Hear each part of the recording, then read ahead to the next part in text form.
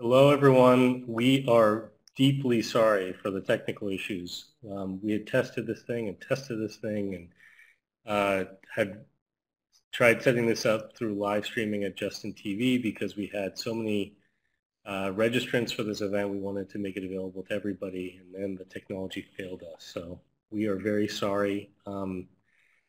And we're glad that those of you who hung on this long are able to join us here at Adobe Connect. And we apologize to everybody who won't be able to join us because there's a 100-person limit to this, unfortunately.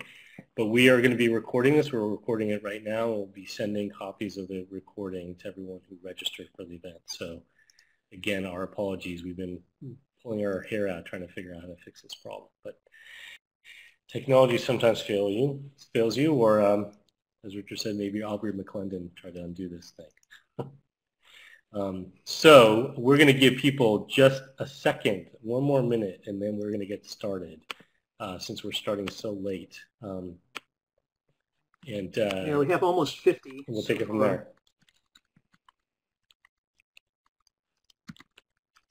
Okay. All right. So we are going to get started with some quick introductions, and hopefully people are able to come in as we go. And since we're starting late, we're not going to compress the presentations because the topic is so important. I asked Richard and Deborah if they're available to stay on a little longer, and they both are. So hopefully those of you who are interested in sticking through the Q&A are able to stay on a little late with us as well. Okay, so without further ado, and with great apologies on my part, I just want to welcome everyone and do some quick introductions. My name is Asher Miller. I'm the Executive Director of Post-Carbon Institute. I'll be hosting tonight's briefing with Deborah Rogers and Richard Heinberg. We're here to discuss the true economic energy prospects of the so-called shale revolution and explore how concerned citizens can turn the fracking industry's biggest weapon, all their claims of long-term energy and economic abundance, into their greatest vulnerability. But before I introduce our panelists, I just want to briefly explain the format of tonight's briefing and share some valuable information about our partners. In terms of format, Richard Heinberg is going to present first for about 20 minutes. He'll be talking about shale gas and tight oil in the context of the larger energy picture and what we understand about the production profile of shale plays. And Deborah Rogers is going to speak then about the economic picture, the role of Wall Street investment banks in the shale gas drilling frenzy of recent years, and also the financial realities for many drilling companies, along with the true economic benefits versus cost to communities where fracking is taking place.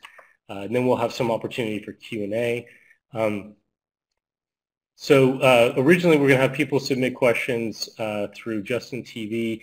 Those of you who are now participating at Adobe Connect, we're instead going to create a little chat box for you guys to submit questions to, and we'll try to pull those and address as many of them as we can. If you're not able to get your question answered, please feel free to email me directly. My email address is asher@postcarbon.org, and we can try to get you an answer offline. So before we begin, I want to thank our partners very quickly for this event. Americans Against Fracking, Energy Policy Forum, Stop the Frack Attack Network, and Post-Carbon Institute. Real quickly, an introduction to each of these organizations. Americans Against Fracking is an action-oriented national coalition to ban fracking. Made up of over 200 leading national, state, and local grassroots organizations, AAF believes that fracking is inherently unsafe and must be banned. In the past year, AAF has spearheaded opposition to the Obama administration's pro-fracking agenda, including opposing the nomination of Ernest Moniz for Energy Secretary, delivering over 650,000 comments for a ban on fracking on federal lands, highlighting the EPA cover-up of fracking links to water pollution, releasing a series of celebrity videos calling on Obama and Governors Brown, Hickenlooper, and Cuomo to ban fracking, and bird-dogging President Obama across New York and Pennsylvania, AAF has also supported state efforts to stop fracking and to lead a series of actions targeting the Democratic Governors Association in Maryland, Colorado, and Illinois. AAF regularly holds conference calls that are open to members and non-members alike. For more information, including a full list of coalition members, check out the Americans Against Fracking website at americansagainstfracking.org. Energy Policy Forum was launched by Deborah Rogers to address timely questions about our domestic energy future. Earlier this year, EPF released a report on the role of Wall Street in the shale gas drilling frenzy entitled Shale and Wall Street: Was the Decline in Natural Gas Prices Orchestrated? The report and other great resources can be found at energypolicyforum.org. The Stop Frack Attack Network brings together individuals, organizations across the United States to protect communities and the planet from the impacts of unconventional oil and gas development and to spur the transition to a clean, renewable energy future. Stop the Frack Attack is committed to leadership by the grassroots, the impacted communities. The Stop the Frack Attack Network aims to build a powerful national movement for justice even as we continue to campaign locally and in states for positive change. For more information about Stop the Frack Attack and how to become part of the movement, visit stopthefrackattack.org. And finally, Post Carbon Institute, where I work, provides individuals and communities with the resources needed to understand and respond to the interrelated economic, energy, environmental, and equity crises that define the 21st century.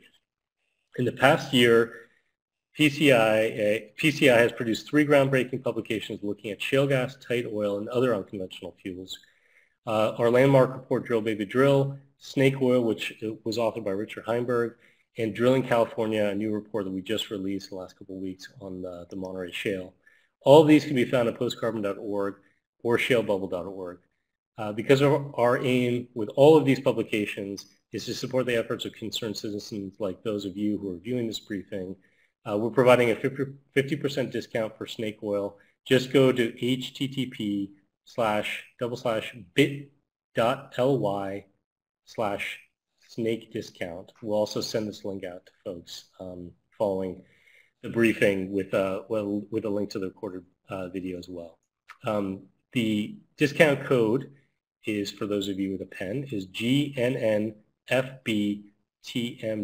but again, we'll be sending that out as a link to you. So without further ado, I'd like to very briefly introduce our 2 guests. Richard Heinberg is Senior Fellow of the Post Carbon Institute and is widely regarded as one of the world's foremost educators about the need to urgently transition away from fossil fuels. He's the author of 11 books, including The Party's Over, The End of Growth, and Snake Oil. He's given hundreds of presentations and media interviews around the world, and his award-winning animations have been viewed by over 1.5 million people. Deborah Rogers is founder of Energy Policy Forum and is recognized as an outspoken expert on the financials and economics of the shale gas and oil industry. A former Wall Street investment banker, Deborah has written extensively about the role of investment banks in the shale gas boom. She's spoken widely in communities around the country and has been featured in the New York Times, PBS, MSNBC, NPR, and elsewhere. And with that, I will turn the floor over to you, Richard. Okay. My sound's working? You can hear me? Good. Okay. Well, my book, Snake Oil, makes essentially the argument that fracking has changed the American energy conversation over the past few years, really the last 2-3 years, whereas previously it was a conversation about our addiction to fossil fuels and how we have to do something about that. We didn't have a very good plan, but even George W. Bush said famously that America is addicted to oil. And this was, he was indicating this is a problem. We got to do something about it. He didn't give us a very good, much of a clue as to what to do, but at least there was a general recognition that that this was our task really for the 21st century, one way or another. But the fracking phenomenon has changed that conversation to one of abundance. Suddenly America is awash in oil and natural gas, and as a result, we really don't need to think very much about our addiction to fossil fuels. In fact, that's almost perceived as a good thing. So I want to start with a little just sort of general background, I spend the first part of snake oil talking about where we are in terms of production of fossil fuels, especially oil and gas. This is a big deal. Fossil fuels provide 85% of our total energy, virtually all of our transport energy. And transport is, all trade depends on transport in the final analysis. So really, our entire economy right now rests on energy, and most of that energy is fossil fuels. Now, it hasn't always been this way. We humans relied on mostly renewable energy resources until quite recently, but there was only so much we could do with those renewable sources of energy. Fossil fuels have given us an extraordinary energy bonanza, and it's what's created basically the modern consumer economy, the fast-paced world of high mobility and very high levels of production and consumption. So where are we? Well, in terms of oil production, the world reached a kind of plateau back in 2005. Now, a number of us, oil analysts, had been suggesting that this was going to happen. And it has. Basically, the last 8 years, we've seen only 2.5% increase in total crude oil production. That's not 2.5% per year, which would be the historic norm. That's 2.5% in 8 years. So something fundamental has changed in the oil world. It's not that nobody's looking for oil anymore or trying to produce more. It's not as though OPEC got together and just shut down the spigot. Exactly the opposite has happened. The industry has doubled its rate of investment in exploration and production. And oil prices have gone through the roof, which would incentivize more production, and yet it just ain't happening. And those high oil prices are having a drag effect on the U.S. economy. We know this from economic history. Whenever oil prices go high, the economy stalls out. And that's basically what's been happening the last 5 years. It's one of the main reasons that the economy can't get any traction. So the story that the oil and gas industry is telling us now, that we have this abundance of oil and gas as a result of fracking, is news that most people really want to hear. This is perceived as really good news. And indeed, U.S. natural gas production is way up to record levels.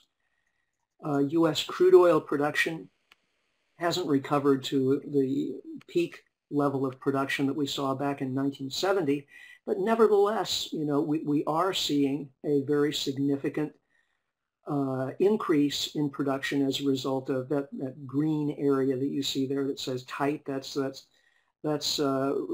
production from North Dakota and Texas, what geologists call light tight oil, produced by fracking and horizontal drilling.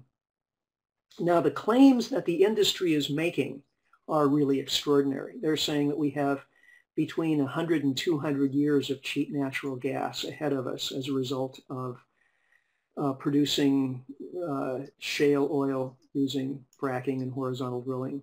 That the United States is going to exceed the oil production of Saudi Arabia, that we will have energy independence as a result of these developments. These claims do not rest on sound data. Now I'm going to unpack that for you for the next few minutes. First of all, once again, the bigger picture. Any resource extraction process proceeds on the basis of the low-hanging fruit principle. We go after the most concentrated, highest quality resource first and leave the nasty, dirty, expensive to produce, more environmentally challenging stuff for later.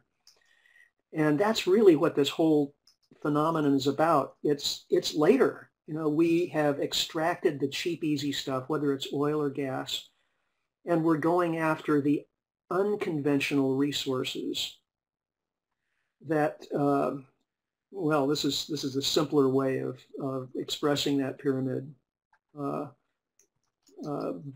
you know, as you dig down into the pyramid, yeah, you find a greater and greater abundance of hydrocarbon molecules, but there's lower and lower energy payback in terms of the amount of energy you have to invest to get those molecules out of the ground, and worse environmental consequences. So those who point to the abundance of the resource are really telling us that you know, we're going to be able to extract everything that's within that pyramid. The actual fact is, no, it's not going to happen. The economics don't work, and that's what we're seeing happen in the world of shale and fracking. These, of course, are the plays, as the geologists call them, the rock formations in the U.S. That where shale gas or tight oil is present. Now, it looks like a pretty big extent of land. You know, half the continental U.S. is lit up there in one way or another. The takeaway here is that in each of these plays, only a very tiny core area is actually productive, is going to be profitable to drill and produce at any substantial rate.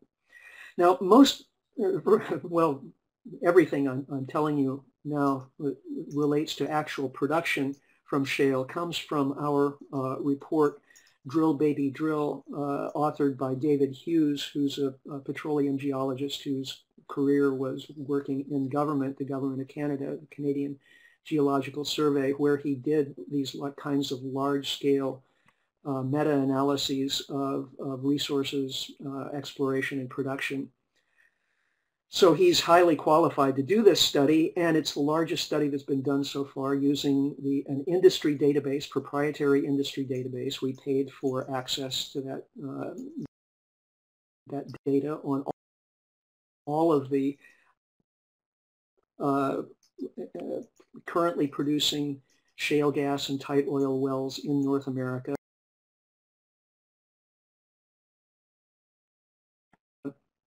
It's completely transparent, and as far as we know, this is the best analysis that's been done to date. Now, we're not the only ones to do this kind of analysis. Art Berman, who's a petroleum geologist in Texas, has also published extensively. Tad Patzek, who teaches petroleum geology at the University of Texas, has recently published a more theoretical picture of this data in the Proceedings from the National Academy of Sciences. So this is not some kind of rogue claim from outside the realm of science and good data. This analysis emerges from the best data that are available. Okay, so what do the data tell us? They tell us that in each of these shale gas and tight oil plays, as I said, there's only a small area that's actually productive. This picture is of the Barnett Shale around Fort Worth, Texas, and as you can see, a lot of wells have been drilled. Thousands of wells have been drilled, but only in those black wells that you see are the only ones that are actually very productive or profitable. Most of the wells that are producing shale gas, all the red ones that you see there, are basically losing money for the industry. Oops, let me go back here. So once you get outside the core areas, initial production rates are lower and production declines very rapidly, upwards of 60% in the first year. So you drill a well in January, and by December, production from that well has already fallen by 60, 70, maybe 80%. That means you have to drill and drill and drill just to keep production steady. That's why we called our report "Drill, Baby, Drill," because that's what we're going to be doing if we try to maintain this current level of production of shale gas and tight oil for very many years. But there are only so many good places to drill. So here's the problem from the standpoint of the industry. If all you have are these small core areas, they get drilled out pretty quickly. This has already happened to most of the shale gas plays. Really only one, the Marcellus in Pennsylvania and West Virginia, is still seeing growing rates of production. And right now it's more than offsetting declines in production from the older and earlier shale gas plays like the Haynesville and Arkansas in Texas and the Barnett in more central Texas.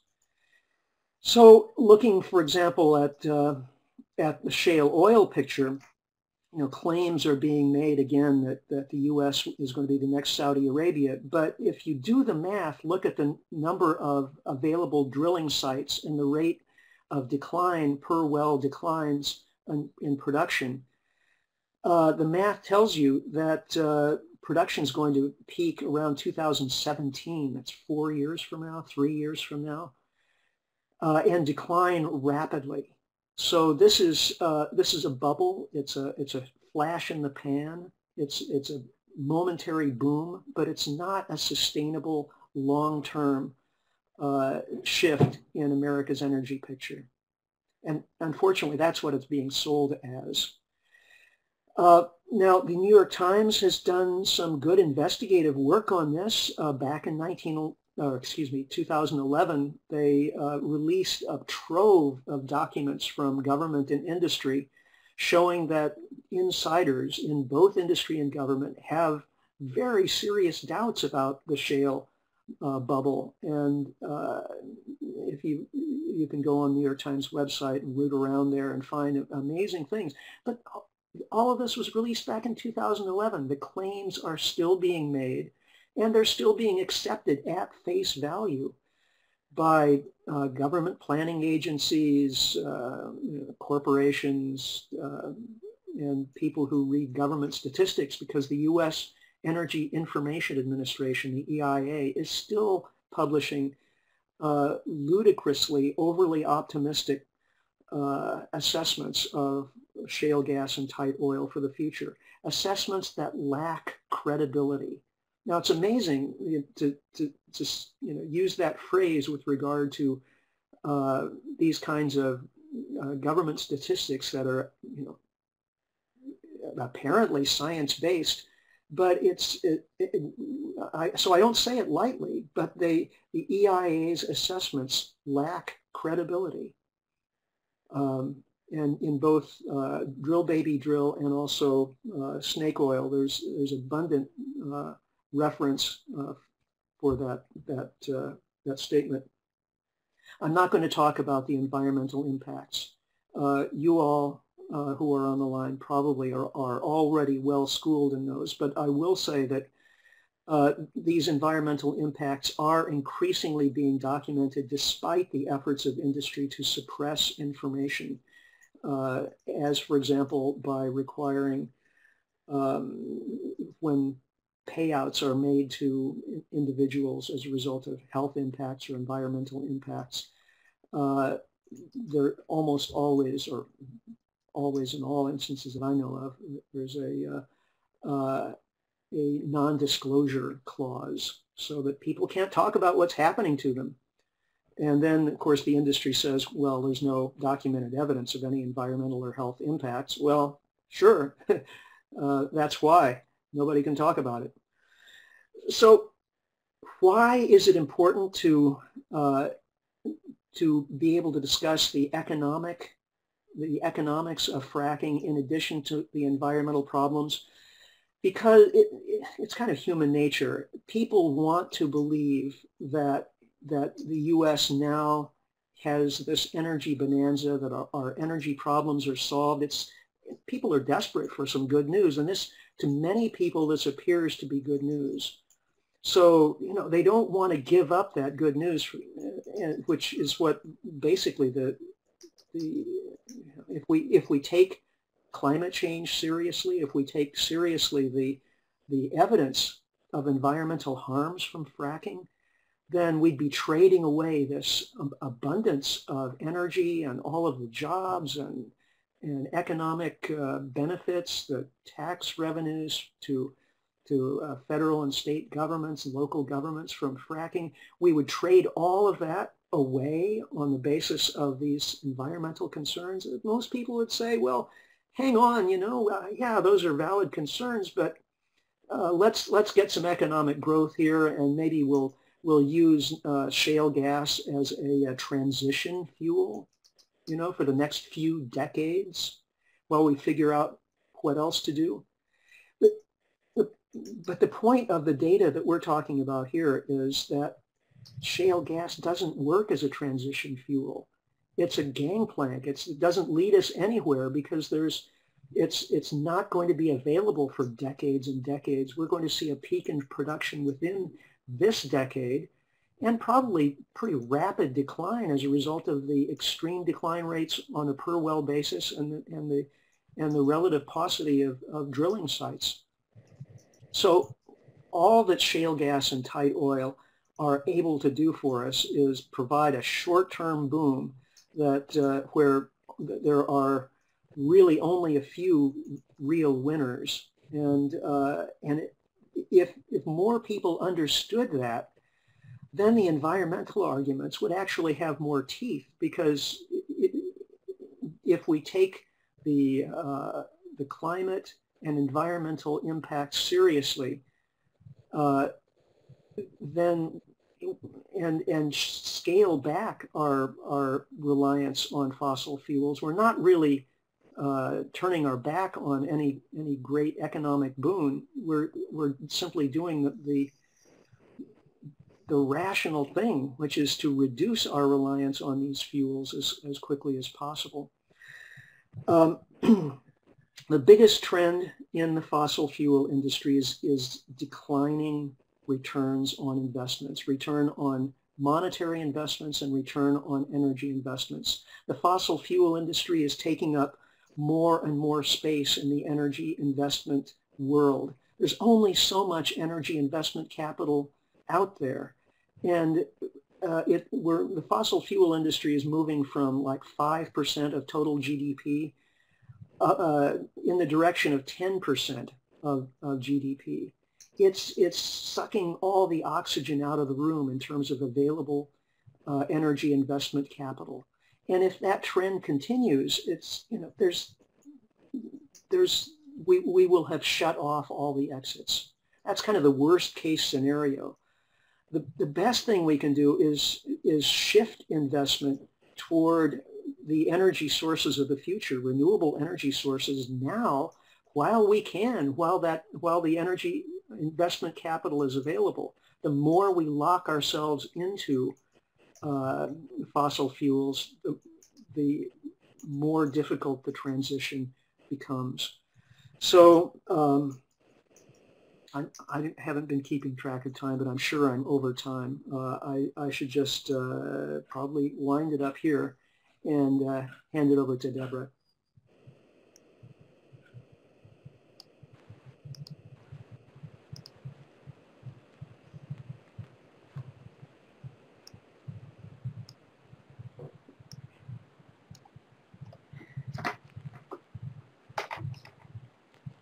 Cher, we can't hear you.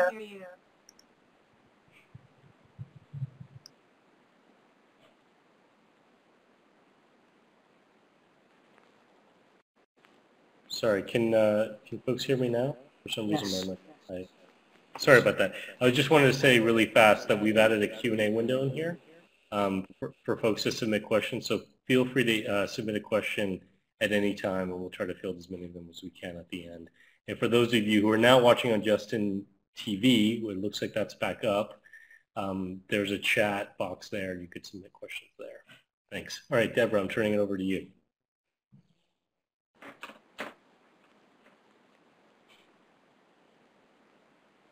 Okay.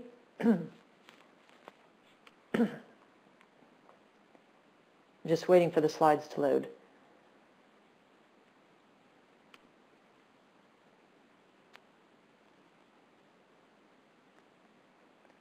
Okay, I just want to say, firstly, thank you all for taking time out this evening to attend this webinar. I really appreciate it. I know that everyone's very busy and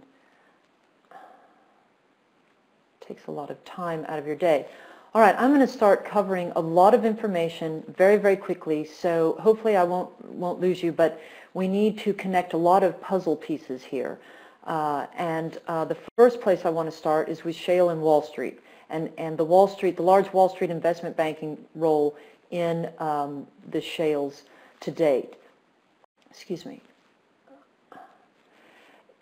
Essentially what the banks did was they used the same playbook that they had used with mortgage-backed securities with shales. This time, instead of holding the toxic assets on their own books, they transferred them and left them or left them on the books of the actual shale companies, but the playbook was essentially the same.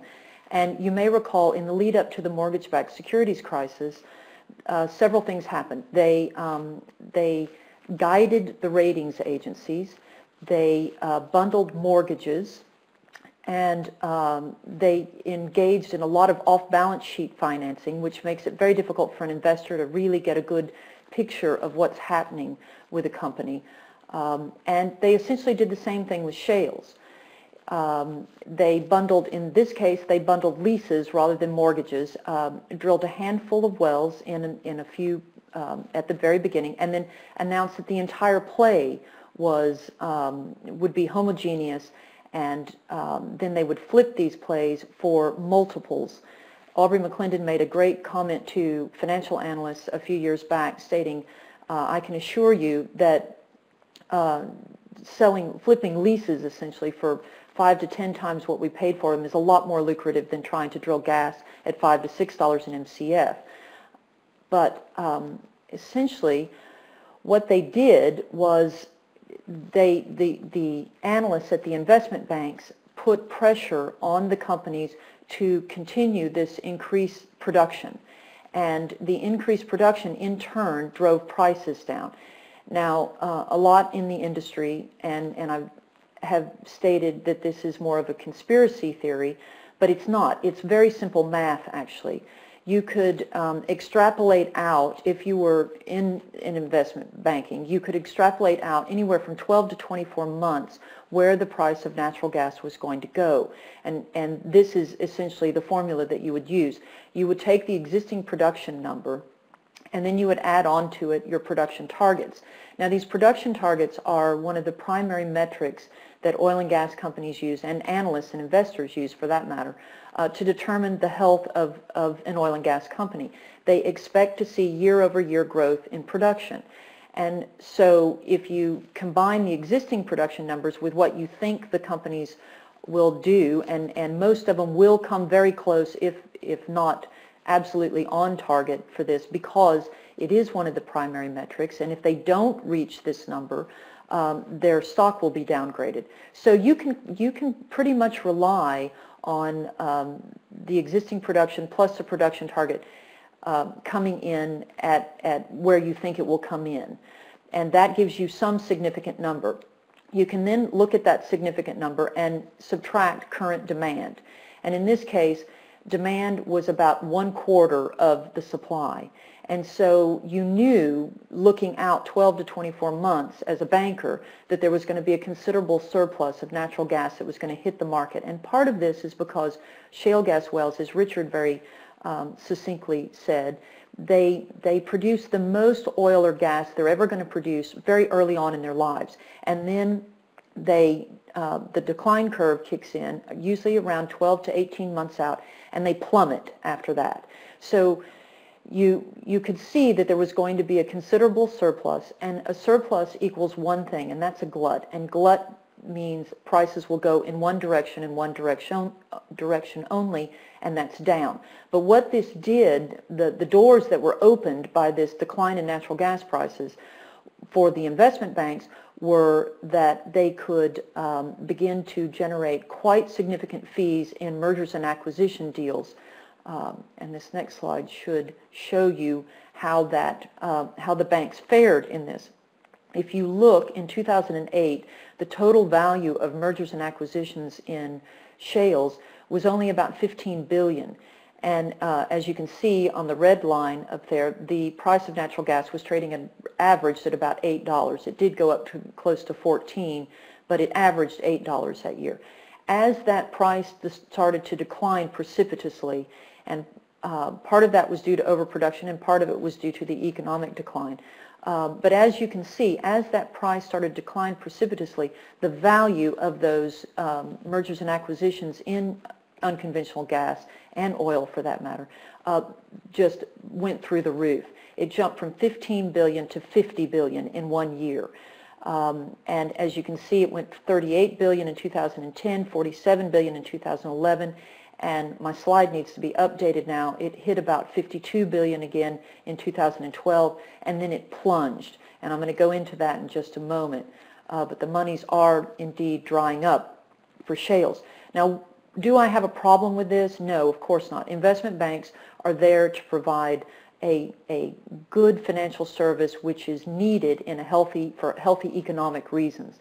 The problem that I have with these particular deals in shales is that within a matter of months, literally within a matter of months, the deals started to go south on investors. And so there has been significant shareholder destruction. And these write-downs are, well, my favorite one here is BHP Billiton. BHP is an Australian multinational, and they went in and they bought all of Chesapeake's Fayetteville assets. And they paid about $4 billion in total for them. A mere 18 months later, BHP had to write off over 50% of the Fayetteville total assets purchased for about $2.84 billion. And this has been across the board. In Canada, $1.7 billion, BP, $2.1 billion. You can now add into this slide Exxon and Shell. They have both taken over $2 billion in write-downs on their shale assets. It was very interesting. Peter Vosser is stepping down as CEO of Shell, and about a month or so ago he gave an interview to the Financial Times of London in which he stated that the biggest mistake he made during his tenure as CEO at Shell was to invest in North American shale assets. They have now taken, as of last quarter, a $2 billion write-down in shale, and they've announced that they're going to sell off over 50% of their assets, North American assets. Now, you would think, listening to industry, that shales are supposed to be the energy panacea, etc., for us. And yet, if you go in and you look at free cash flow, and you look at what's actually left at the end of the day, how much money is left for these companies at the end of the day, you would think that they would be making money hand over fist, but they're not. CapEx, up there at the top of the slide, simply means capital expenditure. So this is the amount of monies that these shale companies, whether they be oil or gas, in shale oil or tight oil, shale gas or tight oil, it's the amount of monies that they've spent to drill and complete wells, essentially. Now, the reason I use free cash flow is, and I want to make a distinction here. This isn't, I'm not talking about cash flow, I'm talking about free cash flow. And the reason I use it is that you can do all sorts of weird and wonderful accounting tricks with earnings, with cash flow. You can massage numbers, manipulate numbers, and make them come out to look much better than they really are. Free cash flow, on the other hand, that is a very difficult number to massage or manipulate. And so I and a lot of other analysts like to go in and have a quick look at free cash flow. It's one of the first things I ever do when I look at a company, to see what is the actual health of a company. And it's very interesting. This is a slide that I put together looking at just 5 companies. And I wanted to take companies that were all onshore. They didn't have anything other than shale assets, whether they be oil or gas. And I wanted to look and see over a relatively long period of time, a 3-year window of time, what their cash flow had looked like compared to their capital expenditure.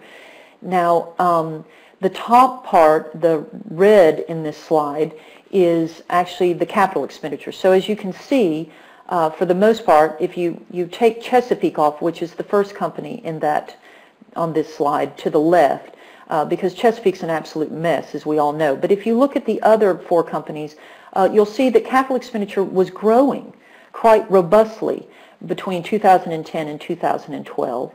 And if you look at the bottom of the slide, the blue, that's actually the free cash flow. Now, businesses operate exactly like families.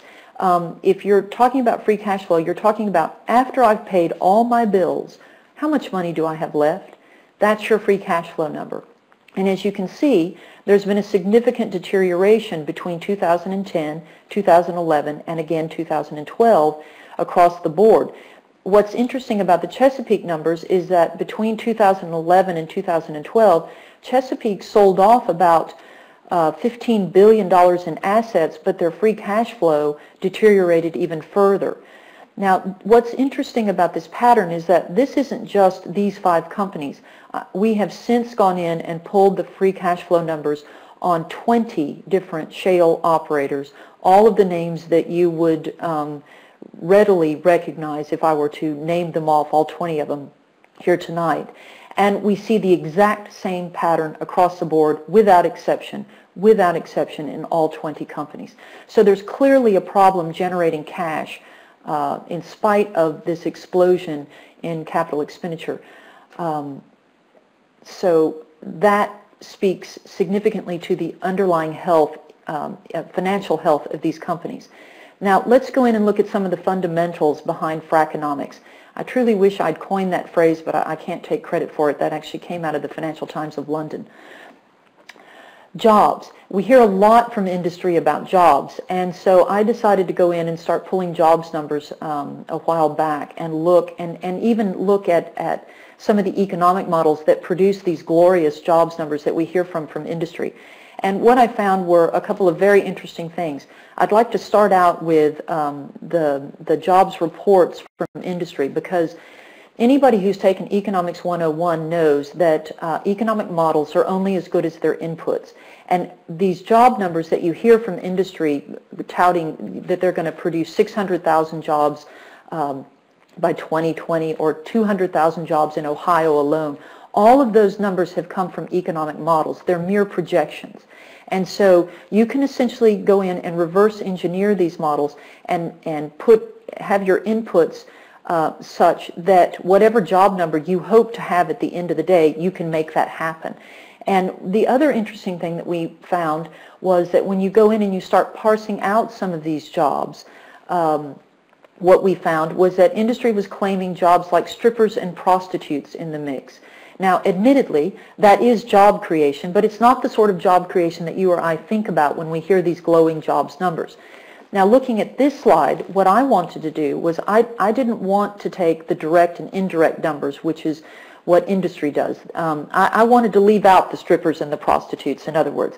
So I went into the Bureau of Labor Statistics, and all these numbers, by the way, come from the Bureau of Labor Statistics. And I wanted to see what were the actual direct industry jobs, just the people who are directly day-to-day employed by industry. And what I found was that oil and gas had at the end of 2011 approximately 181,000 direct industry jobs. Renewables, and in this I'm only counting wind, solar, and geothermal. I left out all the other renewables, but wind, solar, and geothermal had approximately 183,000 direct industry jobs. And so they're roughly equal, but you can't stop there. You have to keep going with this. So I wanted to look and see what was the total energy generation capacity for electricity from oil and gas, and I found that about 45% of our total electricity generating capacity comes from oil and gas, whereas from renewables, excuse me, it's only about 15%. But as you can see, what's interesting about these numbers is that renewables are creating significantly more jobs per kilowatt than oil and gas.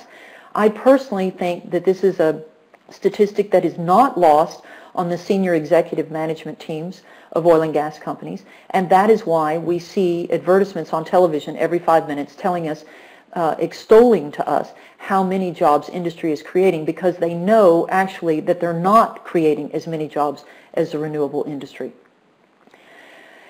Now, this is sort of interesting because a lot of people don't realize that the majors themselves, the Shells, the Exxon Mobils, the Conoco Phillips of the world, they are actually struggling, and they have been struggling for over a decade. How are they struggling? Well, they have not been able to materially increase production replacement excuse me, in over a decade. And what that means is that if you're an oil and gas company, again, one of the primary metrics that analysts use and investors is we want to go in and we want to look. Are you able to increase this production? Are you able to increase your reserves, replace your reserves? Because if you aren't, you're on a downward slope, essentially. And that's precisely what has happened with the majors. They have not been able to materially increase reserves. And in fact, if you went in and looked at the reserve replacement ratio for ExxonMobil, for instance, in 2012, Exxon announced that 40% of all their reserve replacement for one of the world's largest oil and gas companies is coming from two shale gas plays, the Bakken and the Woodford. And that's interesting because the Woodford only has 2 rigs running, essentially, and has been in decline. The Bakken, we now know from actual data filed by the industry with the North Dakota Oil and Gas Commission, we know that the per well production in the Bakken peaked way back in June of 2010. Now, the number of wells has more than doubled since that time, but per well production has not increased.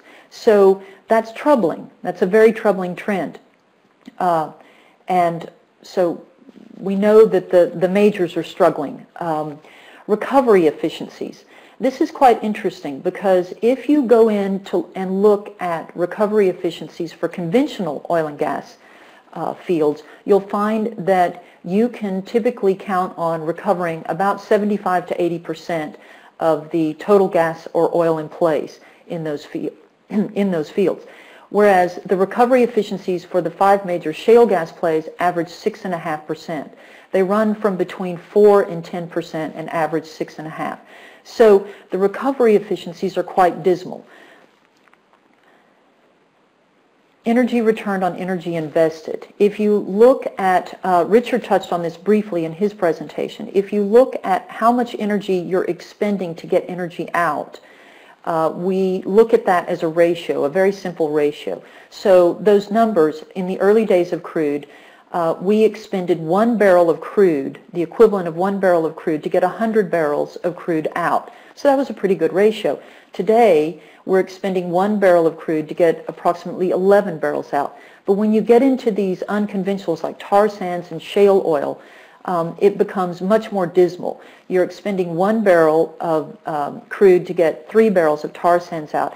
And while we haven't completed the work, the scientists that are working on this have not completed the work on shale oils, it's looking very much as though shales are going to come in less than 5, probably around 4 to 5 to 1.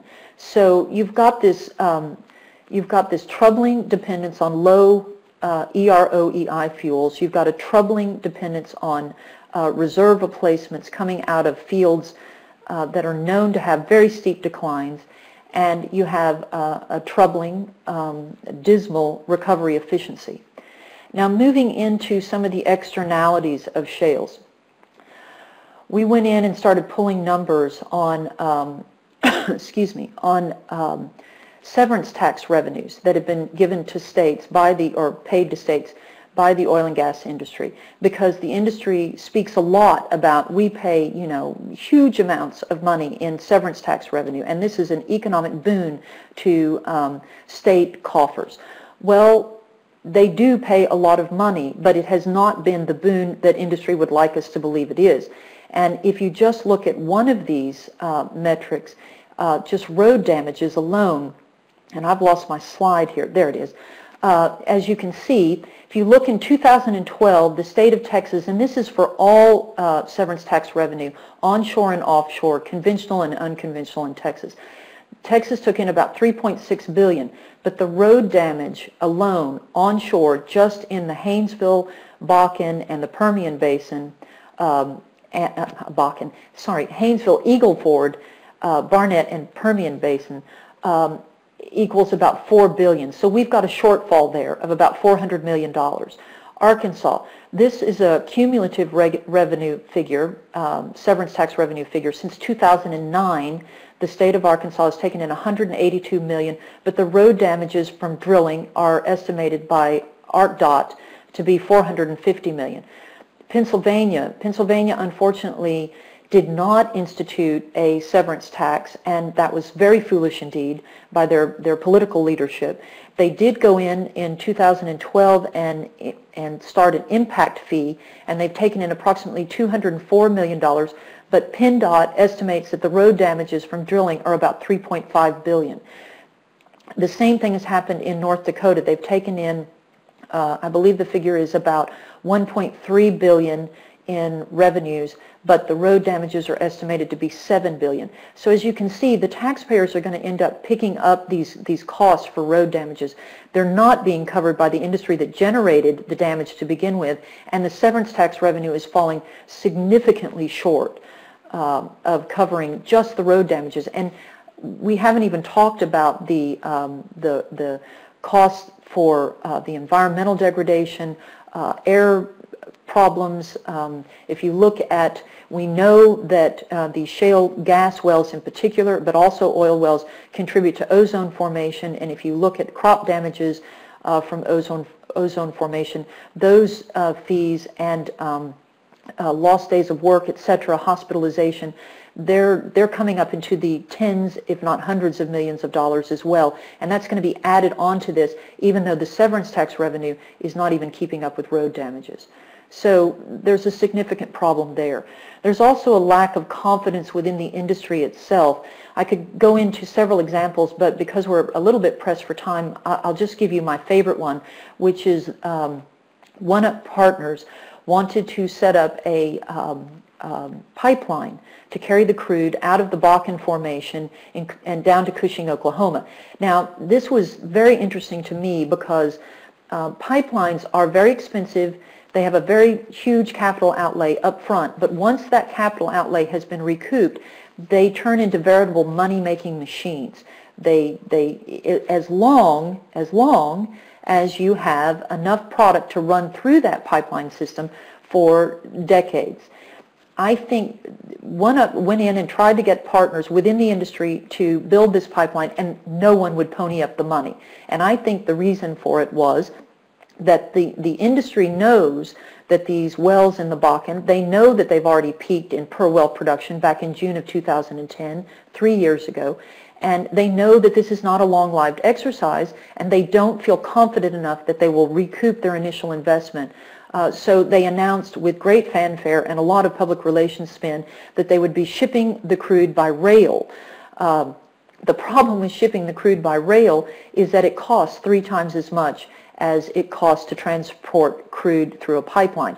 So as you can see, there's a definite lack of confidence there by the industry that they will be able to recoup their initial investment. Shale exportation is being done for one reason and one reason only, and that is to salvage ailing balance sheets. It's very simple math. The companies are bleeding red all over their balance sheets. They cannot make money. You saw the free cash flow numbers. They're losing money hand over fist.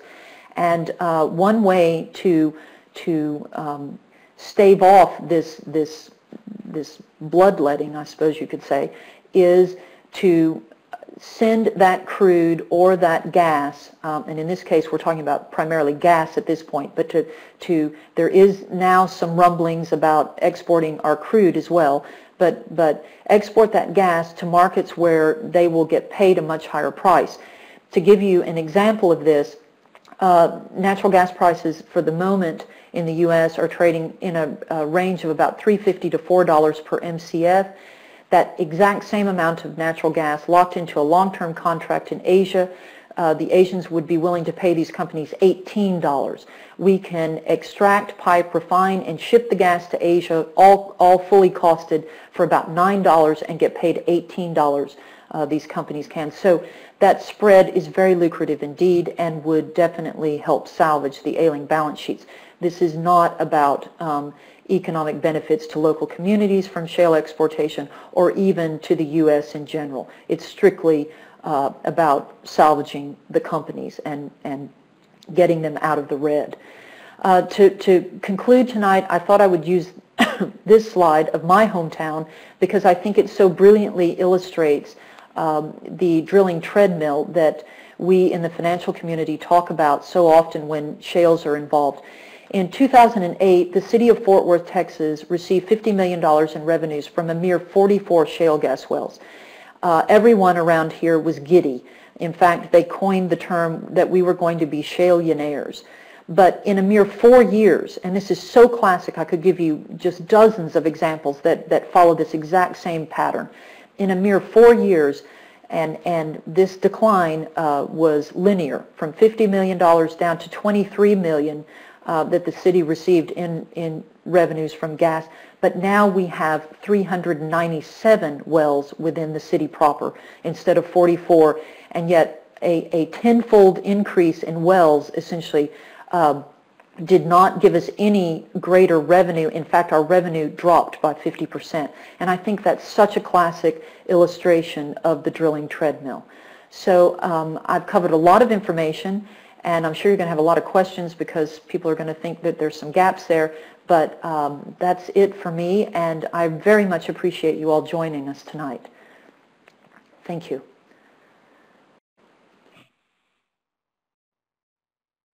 It looks like we've got a bunch of questions here. I'm going to try to take them in order, and we'll do our best to get through them. The first question actually that I received, I wanted to send to you, Richard, and that was, so what's the incentive for the agencies to put out numbers that are going to be proven, false so quickly? What's their motivation? What's their incentive for doing that? You talked about the EIA earlier. So maybe you could touch base on that, Richard. Yeah, that's, it's always hard to try to understand the motives of other people.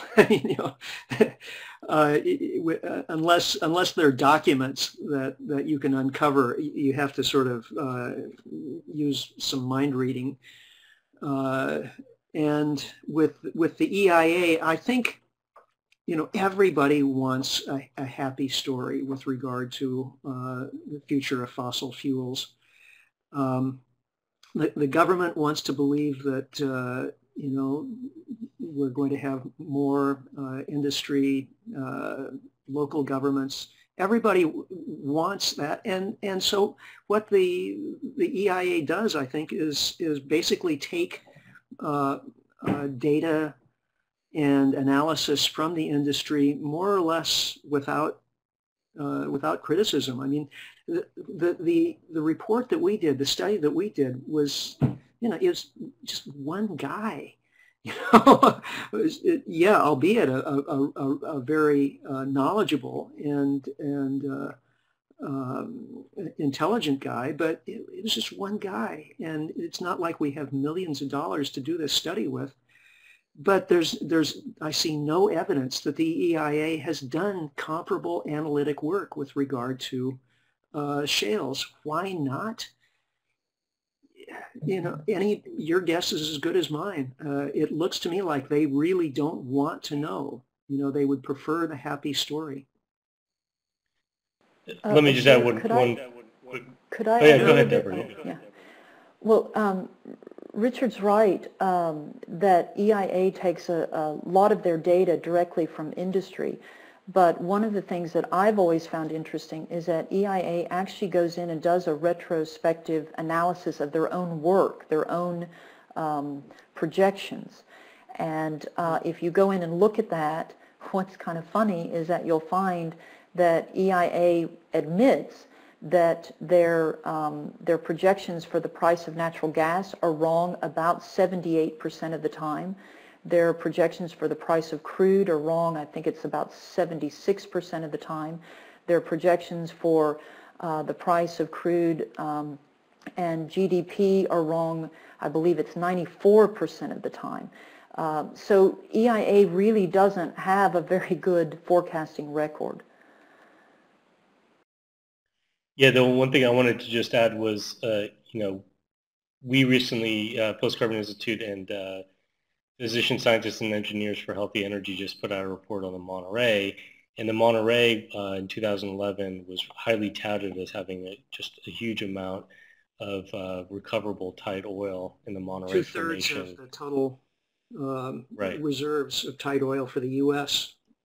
So 15.4 billion barrels, and that was done by a consulting group for the EIA called Intech. And after our report was released, he was interviewed on TV and basically said, "Look, these were just forecasts. Once the real data is out, then we'll be able to reassess."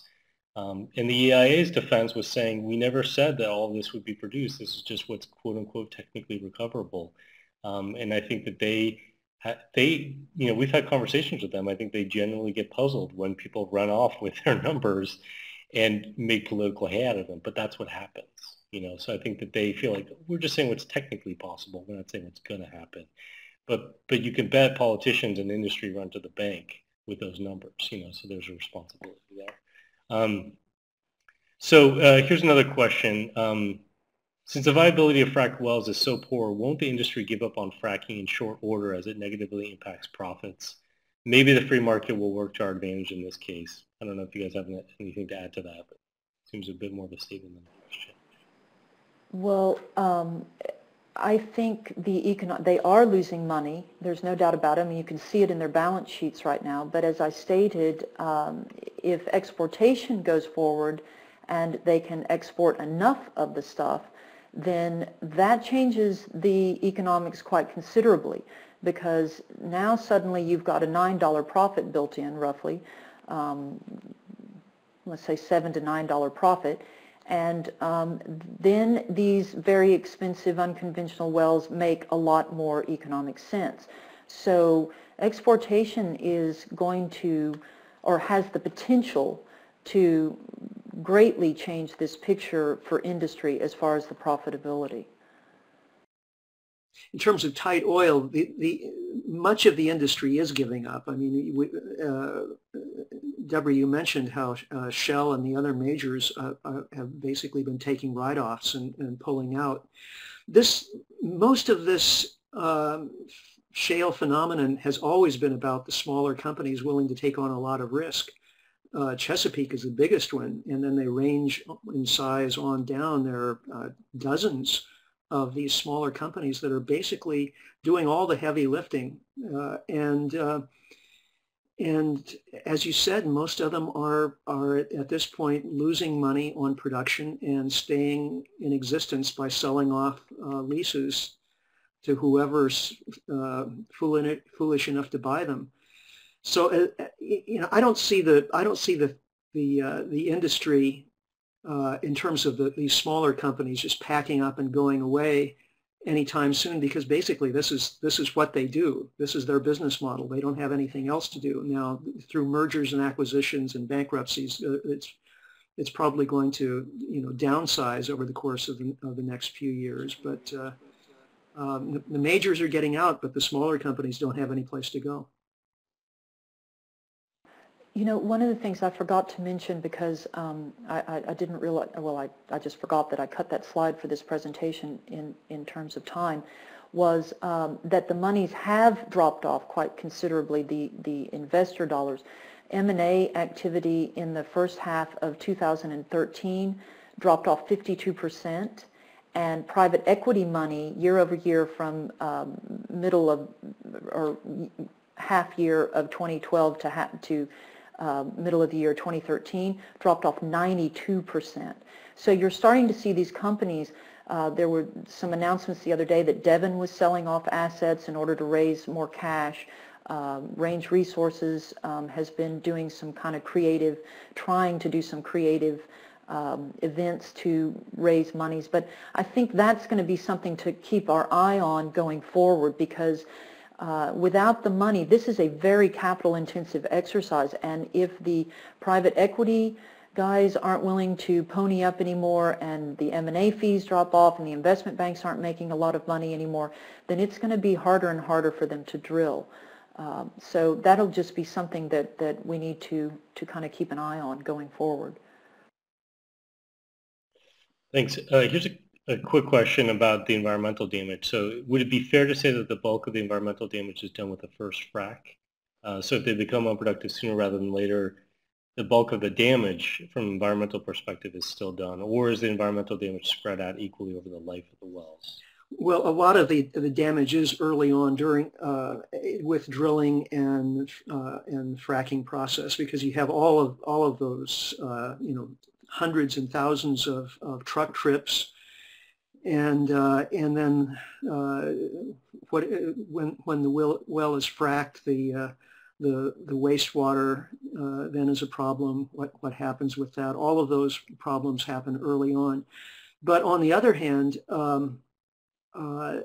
well casings can fail at any point in the life of a well. And in fact, as time goes on, the likelihood of a failure of well casing slowly, but gradually increases over time, to the point where, over decades and centuries, all well casings will eventually fail. And, so in a sense, all of the oil and gas wells in North America and all around the world are kind of like, well, I don't want to say time bombs. That sounds maybe a little too spectacular, but there are problems waiting to happen. Yeah, so I think it's safe to say that the benefits are very short-lived, but the costs may be much longer-lived. Yeah. So there are a couple questions here about how to get this analysis into the mainstream media, and maybe Deborah, you could talk about your experience dealing with the mainstream media, and then maybe we can go to another question. I'm jumping ahead, just around how to make these arguments more effectively to policymakers as well. So I'll open that to both of you. Okay, thank you.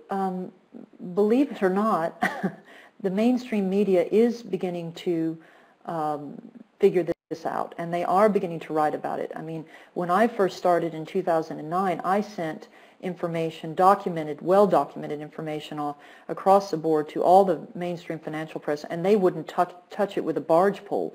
Now, that all changed in January of 2012, and we have been gaining momentum ever since then. And I'm seeing a fairly significant number of stories now coming out of Bloomberg. Bloomberg's done a really good job. The Times, the Financial Times in London, The Guardian, Sankei in Tokyo. So it's starting to be written about around the world in the mainstream media. Certainly the Wall Street Journal hasn't covered it, but they have been such shale apologists from day one that, in fact, I think it's rather interesting. They have been kind of backtracking a little bit in their blogs recently over the past 3 or 4 months, because more and more information is coming out that's casting doubt on shales, and the Journal really has put themselves out on a limb talking about that this was going to be the energy panacea and the great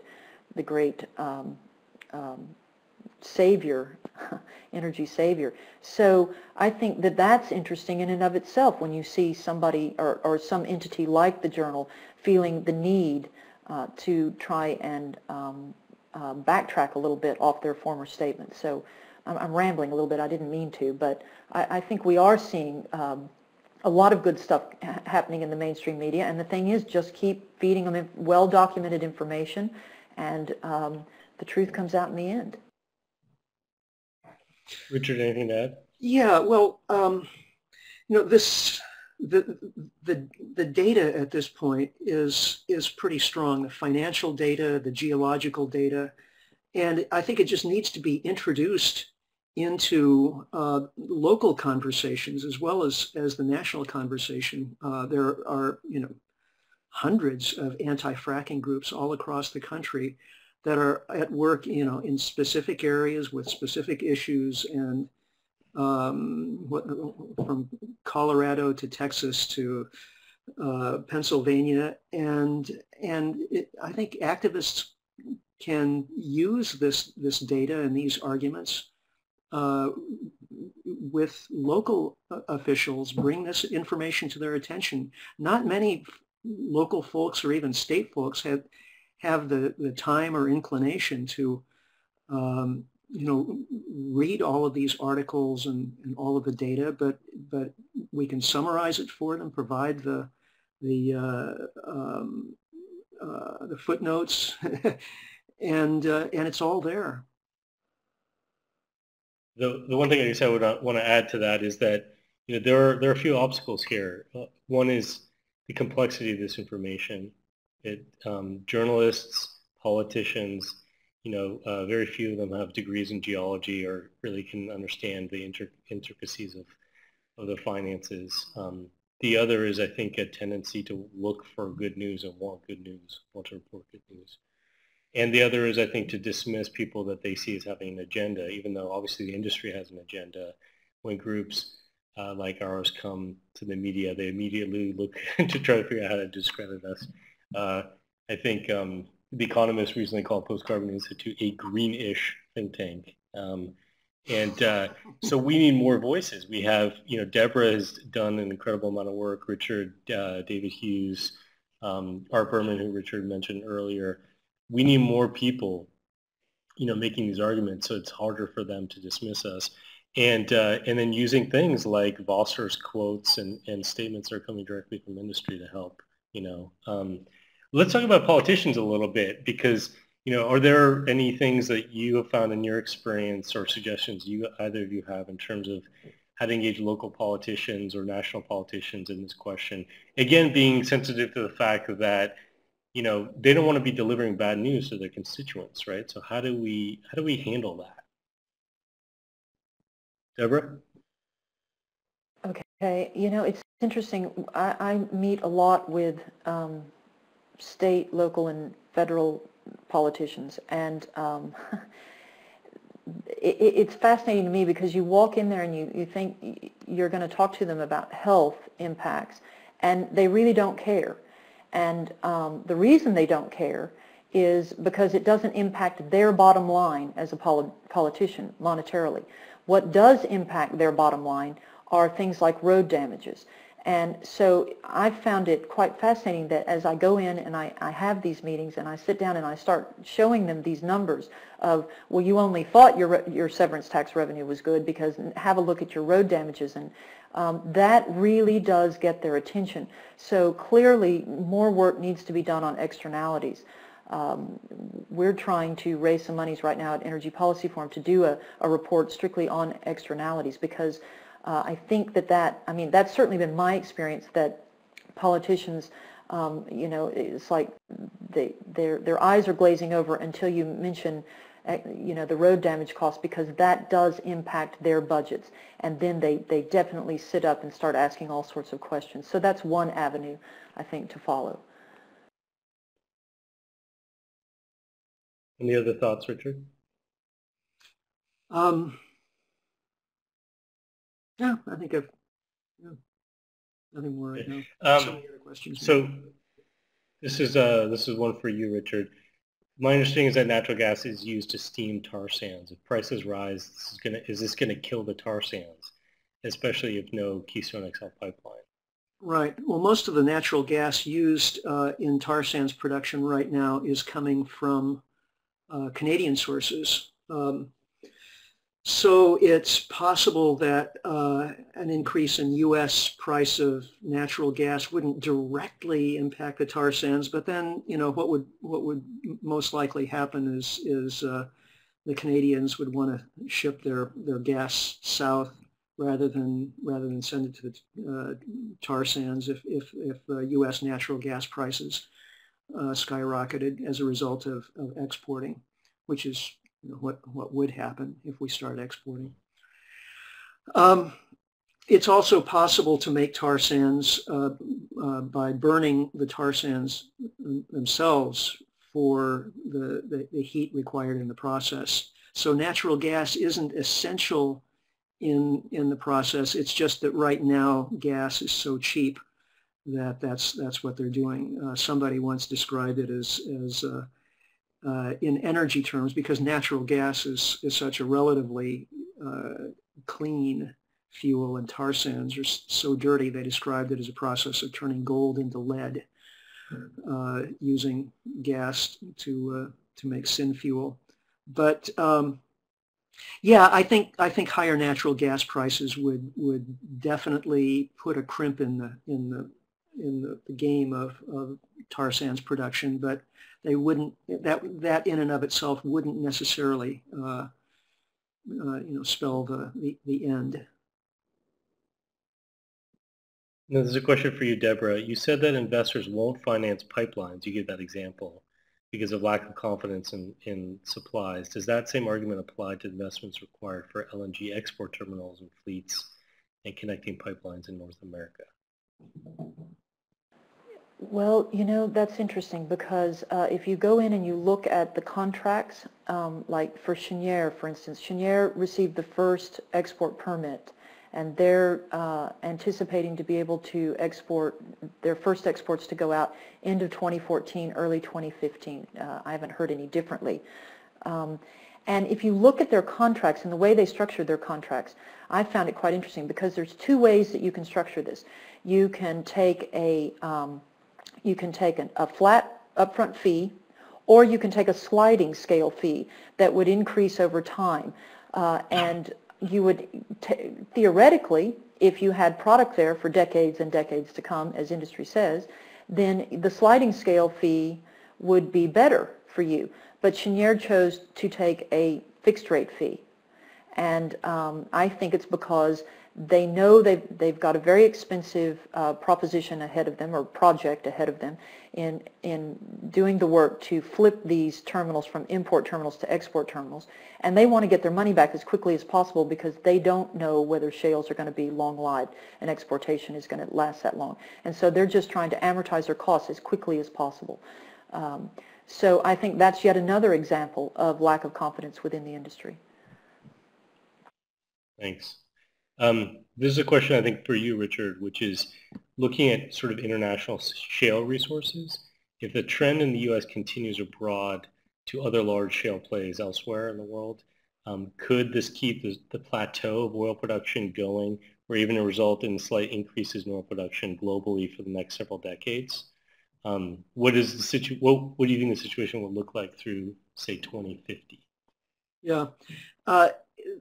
That seems extremely unlikely. The Chinese are developing shale gas right now, but it's about the only country in which this is likely to take off on any scale.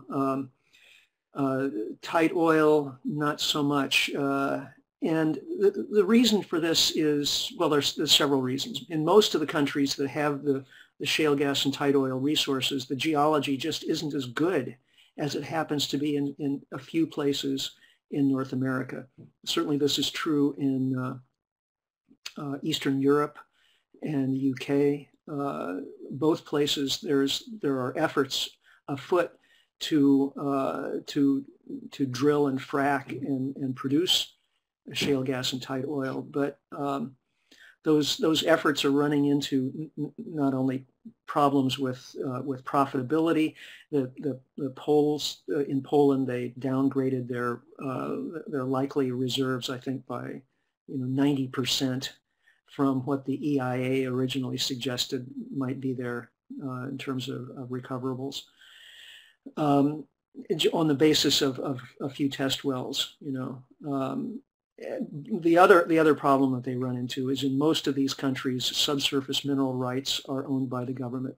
In the U.S., they're owned by local, landowners. So if you have some property, you own the subsurface rights, and if Chesapeake wants to drill there, they have to pay you an upfront fee and then royalties on production. So you have a direct interest in the process, and for people in poor communities, and drillers often target poor communities. Some leasing and royalty payments can mean the difference between starvation and not starvation, basically. So people in these communities are willing to take the industry's side in disputes about environmental or human health impacts, and they're willing to cover up those impacts very often. Now, if people aren't receiving these payments, if the subsurface rights are owned by the government, there's no incentive for people to take the industry's side. And that's why we see in Romania, in Poland, in the UK, there's here in the U.S., there's plenty of backlash against fracking, hundreds of citizen groups and so on. Well, the backlash in these other countries is much greater.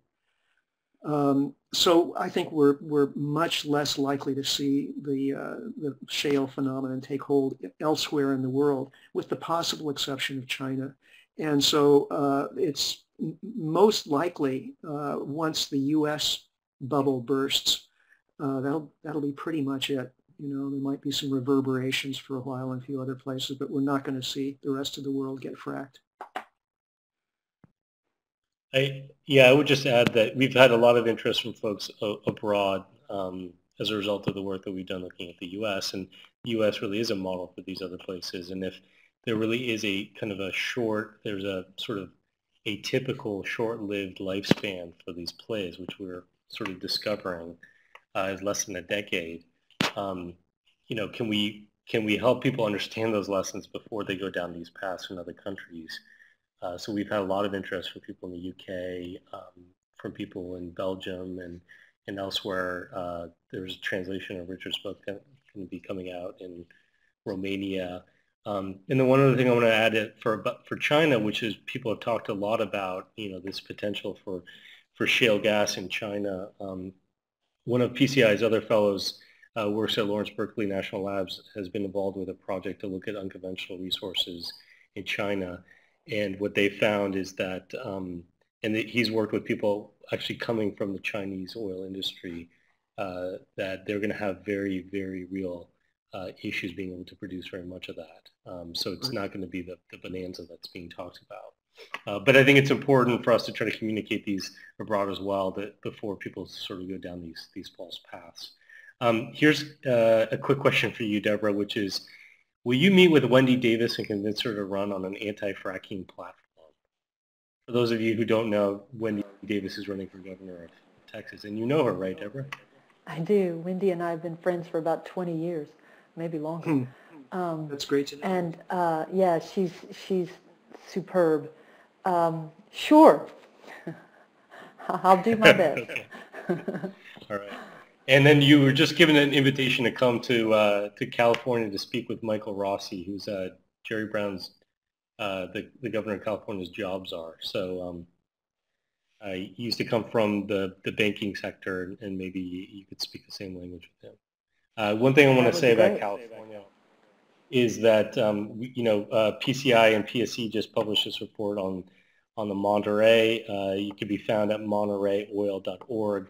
And we have hopes to bring David Hughes, the author of that report, down to do some briefings in Sacramento on this issue. So, one of the ways I think to try to influence policymakers is to do presentations directly to them. Deborah has done these in Colorado and New York and in DC. David Hughes has done some as well.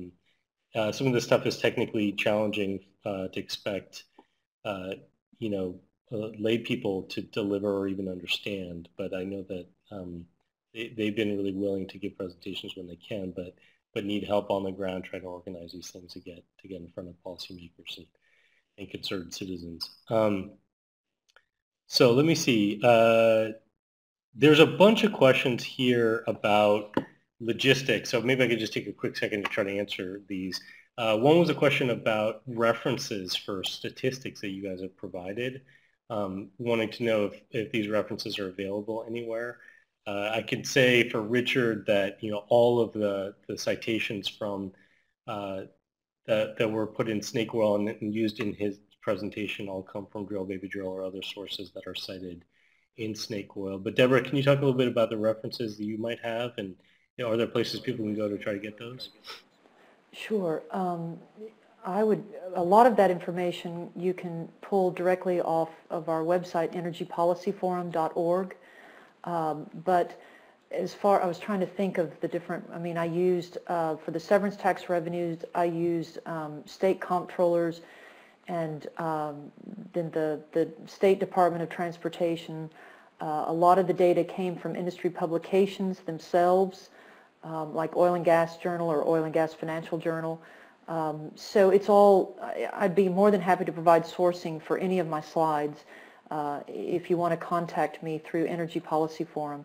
And it's all very credible and easily sourced. So, which gets to other questions about where people can find this material and information, if they can access a PowerPoint afterwards.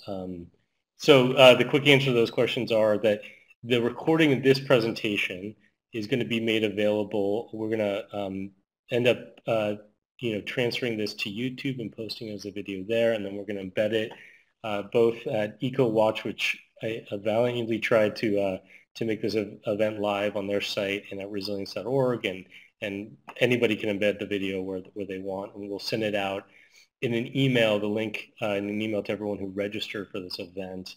And in terms of where to get more of these resources, one site I would recommend is shalebubble.org. There are copies of Deborah's report there on shale and Wall Street. There's a copy of Drill Baby Drill there. There's a link there to snake oil. There's also presentation information there, so slides that from presentations that Deborah's done and David Hughes has done. So there's a bunch of stuff there. And then in terms of snake oil, which is Richard's book, and that was an attempt, I think, to try to consolidate a lot of the work that Deborah has done and Dave Hughes has done, and Art Berman and others.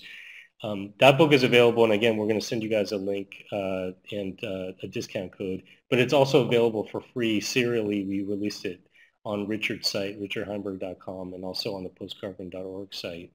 So you could dig it up there. All the chapters were published individually there. And then the other question was, can people use slides in their own presentation? So how do you guys feel about that?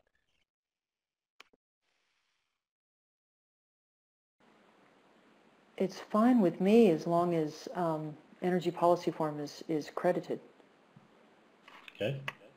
Right. As a couple of my images, I think, are copyrighted images that we purchased rights to. So I don't know what the legalities there are, but a lot of my presentations are already up on YouTube or available in one way or another. So the slides themselves, though, if there's a easy way to do that, I'm happy to do it.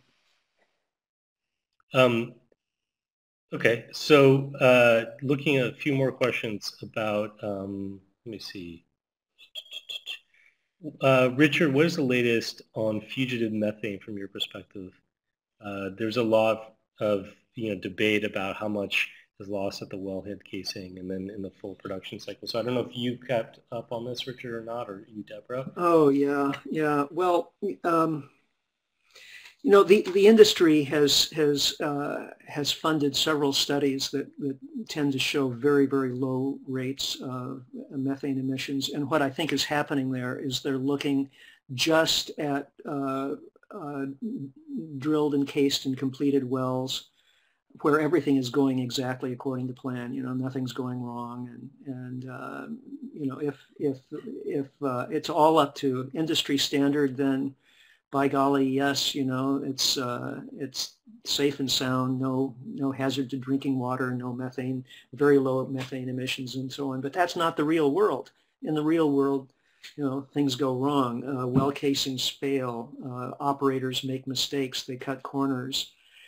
And so this is in contrast to other studies that have shown very high levels of methane leakage, high enough to make fracked gas, shale gas, actually worse for the climate than burning coal.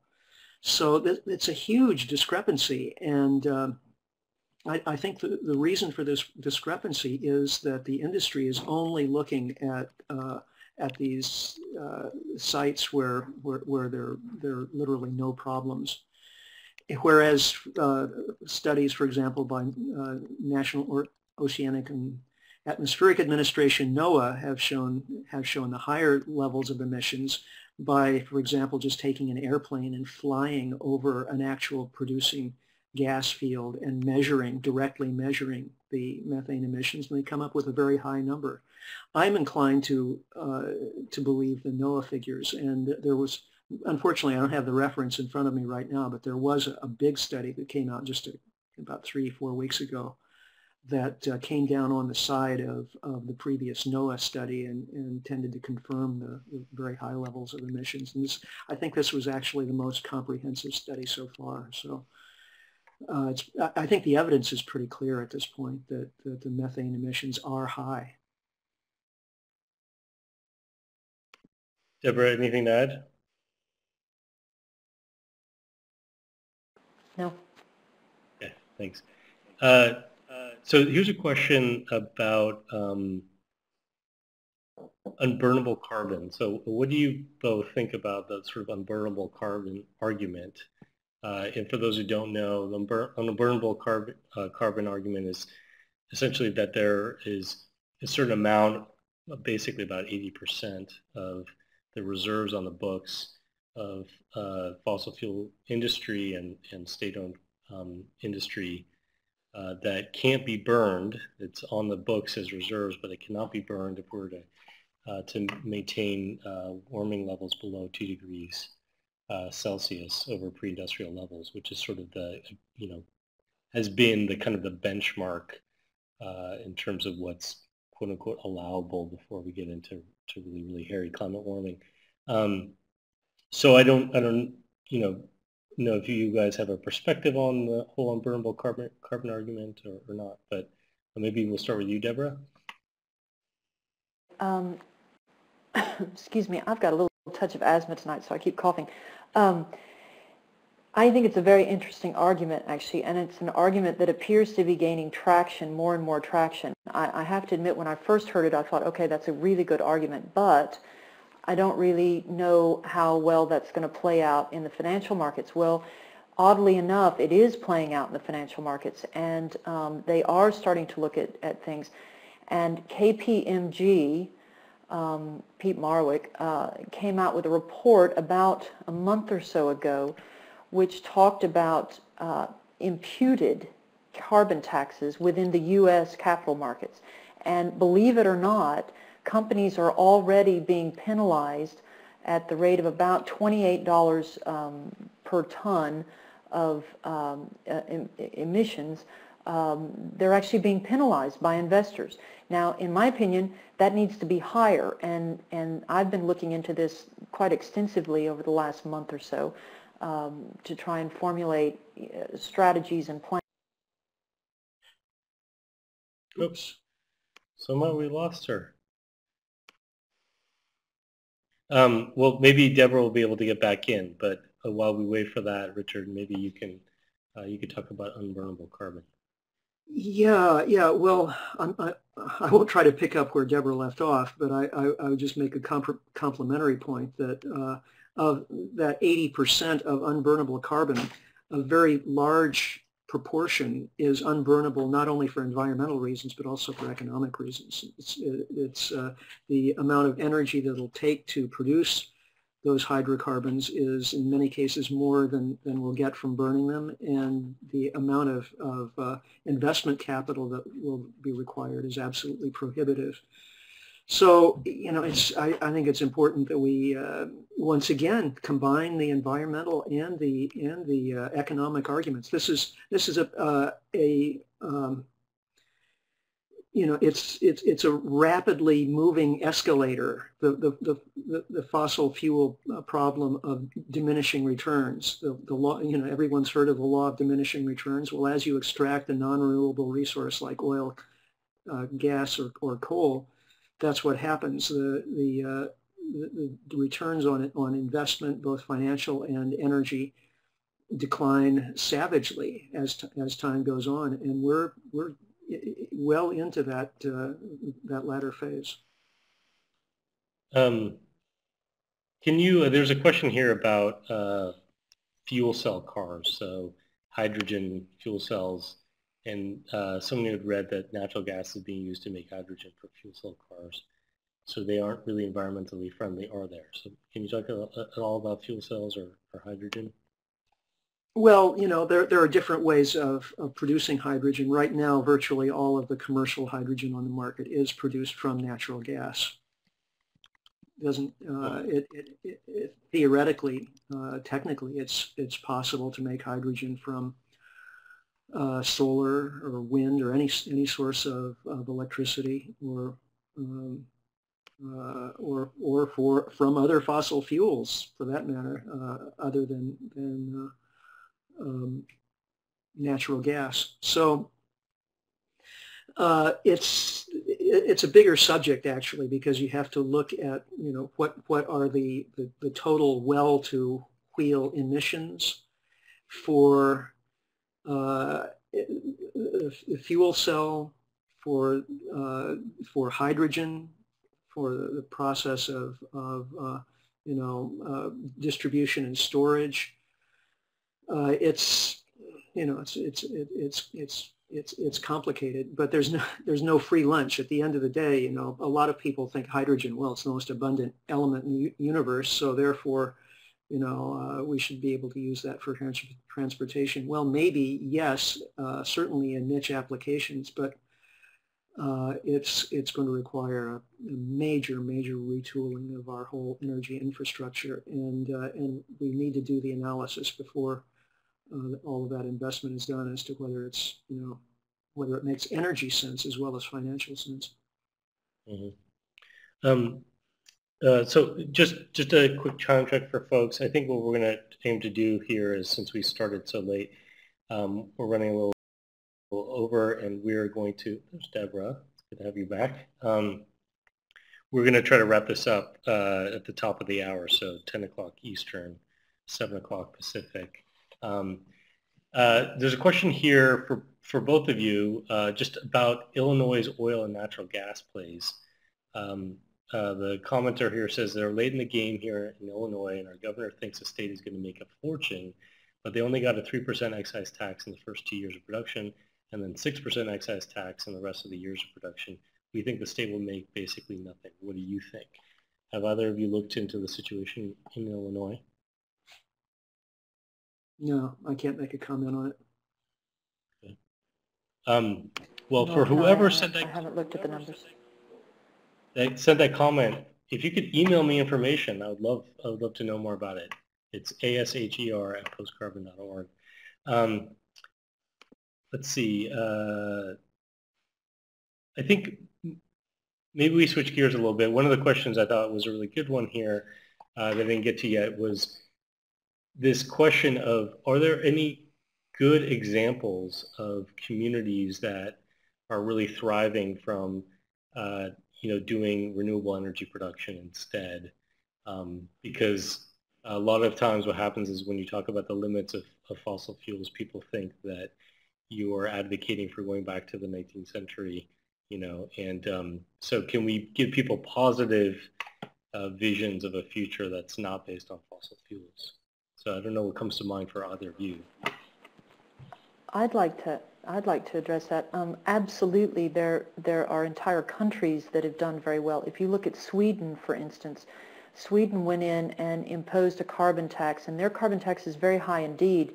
It's about $140, I think, a ton, and it's interesting to look at their GDP, their GDP growth, because that argument from industry is that, well, if you go to renewables and you impose a carbon tax, then we're all going to be back in horse and buggies, and that has not been the case at all. In fact, Sweden is one of the top economic or top economies in Europe, and their GDP has actually grown as their use of fossil fuels has fallen significantly.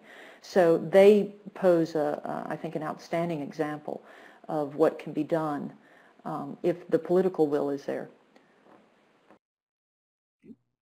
Yeah, other European countries are good examples as well. Germany, of course, Denmark. Here in the U.S., it's a little harder. I mean, California has imposed some of the most strenuous sort of anti-fossil fuel and pro-renewable standards in the country, but it's hard to draw a direct link between those and California, what's going on in California, because in terms of the economy, because the economy is so much linked to globalization in the tech industry and so on. So it's a little harder to make that case on a state-by-state level. It's too bad we have to use examples from Europe, but right now those are the best ones.